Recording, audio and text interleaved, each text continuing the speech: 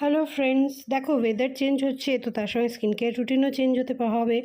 এবার আমি এখন আমার কারেন্ট মর্নিং স্কিন কেয়ার রুটিনটা শেয়ার করছি। ফেস ওয়াশ করে নিয়েছিলাম, জাস্ট একটা জেন্টাল ফেস ওয়াশ দিয়ে ফেস ওয়াশ করেছি মুডিরটারই।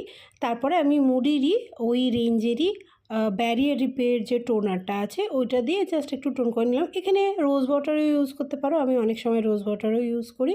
জাস্ট একটা হালকা টোনার, ময়শ্চারাইজিং বা হাইড্রেটিং টোনার নয়। তো ওটা লাগিয়ে নিলাম। ওটা আস্তে আস্তে অবজর্ব করে গেলে কোনো এরকম একটা সিরাম লাগাতে হবে যেটা সেরকমভাবে সানের সঙ্গে, যেহেতু মর্নিংয়ে করছি, সূর্যরশ্মির সঙ্গে সেরকমভাবে বিক্রিয়া করে না, বা বলতে পারো সেন্সিটিভ নয়, হিট সেন্সিটিভ বা ফটো সেন্সিটিভ নয়। তো এখানে আমি প্লামের নাইসিনামাইড অ্যান্ড রাইস ওয়াটার সিরামটা ইউজ করছি। খুব বেশিও নেব না, অল্প পরিমাণে নেব, নিয়ে ওটা আমি স্প্রেড করে দেবো। টোনারটার জন্য যে ভিজে আছে, ড্যাম্প আছে আমার স্কিনটা, ওই ড্যাম্প অবস্থাতে আমি সিরামটা লাগাবো। তাহলে এক তো ওটা ভালোভাবে পেনিট্রেটও করবে, দ্বিতীয়ত ভালো করে ওটা ব্লেন্ডও হবে স্কিনে।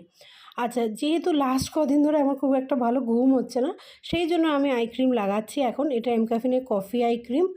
যদিও আই ক্রিম কিন্তু আমি সবসময় লাগাই না, এইরকম কোনো সিচুয়েশন হলে, যখন আমি জানি যে আমার চোখ টায়ার্ড আছে আর আমার ডার্ক সার্কেল পড়তে পারে, তখন আমি আই ক্রিম লাগাই।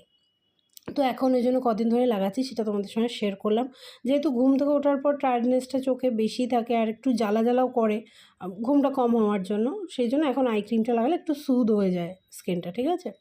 তারপর এখানে এমনি সময় হলে আমি ময়শ্চারাইজার লাগাতাম, কিন্তু এখন যেহেতু সকাল, ওই জন্য তার জায়গায় আমি এটা একটা হাইব্রিড সানস্ক্রিন, ডট অ্যান্ড কির ব্যারিয়ার রিপেয়ারওয়ালা ভেরিয়েন্টটা, এটা লাগাবো। যে কোনো সানস্ক্রিন যেটা তোমাকে স্যুট করে তুমি সেটা লাগাবে। আর যদি এরকম হাইব্রিড ধরনের সানস্ক্রিন হয় যেটা অলরেডি ময়শ্চারাইজ করবে, সেক্ষেত্রে আর ময়শ্চারাইজার লাগানোর দরকার নেই। এটা খুব ভালোভাবে আমি পুরো কোট করে দেবো। এটা তো সানস্ক্রিন তো আমরা ব্লেন্ড করি না, কোট করতে হবে, ঠিক আছে। আর দেখো সানস্ক্রিনটা ইটসেলফ খুব ভালো, চোখে জ্বালা করে না, চোখের আশেপাশে দিচ্ছি, অন্য কোনো প্রবলেম নেই, পিল করে না, ভালোভাবে ব্লেন্ড হয়ে যায় ওটা। ঠোঁটের ওপরও আমি দিই, কারণ এখন আমি যেহেতু লিপ বাম লাগাবো না, কারণ আমি ব্রেকফাস্ট করিনি, ব্রেকফাস্ট করে তারপরে আমি লিপ বামটা লাগাবো, ওই জন্য এখন আমি সানস্ক্রিনটাই লাগিয়ে নিলাম অল্প ঠোঁটের ওপর। আর খুব সুন্দর উইদিন মিনিটস ব্লেন্ড হয়ে যায়। আর এটার ফিনিশটা হচ্ছে নর্মাল ফিনিশ, মানে তোমার স্কিনের যে ফিনিশ সেই ফিনিশটাই থাকবে না, এটা তোমাকে আলাদাভাবে হাইড্রেট করবে, আর না এটা তোমাকে ম্যাট করবে স্কিনটাকে। সানস্ক্রিনটার কথা বলছি, হ্যাঁ। তো এই আমার গেল মর্নিং স্কিন কেয়ার রুটিন। এবার সূর্য ডুবে যাওয়ার পর আমি শুধু একটা মাইসেলার ওয়াটার দিয়ে সানস্ক্রিনটা তুলে নেবো। অন্য যে কোনোভাবেও তুলে নিতে পারি, ধরো ফেস ওয়াশ করে নিলাম, খুব গরম পড়লে ফেস ওয়াশ করে নেওয়াই যায়।